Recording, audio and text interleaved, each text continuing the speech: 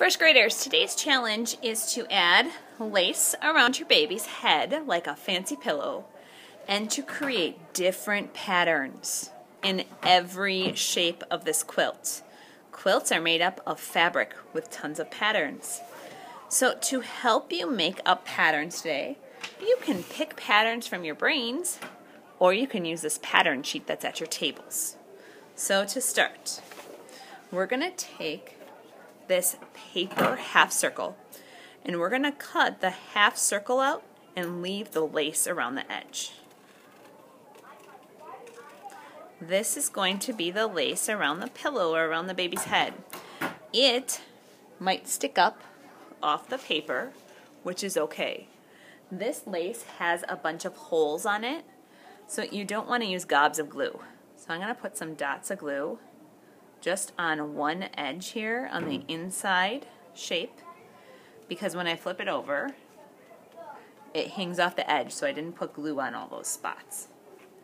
Now, I'm not going to touch it much more because it's getting sticky, but I'm ready to use markers to create these patterns. So something to think about as a first grader, you want to create first grade patterns. I picked pink. Pink's probably not going to show up very well on red, but it might show up on this really light blue.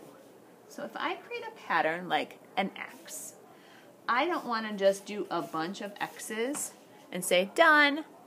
I want to take my time and I want to keep that pattern close together and I want to make it repeat. That means it's going to happen over and over and over. And what if I took that simple boring X and maybe I put polka dots on the ends of it? Looks like a jack if you've ever played jacks before or seen a jack. So I would fill this whole shape up with that awesome pattern. And then I would switch. When I move to a different shape and a different color, I would make a different pattern.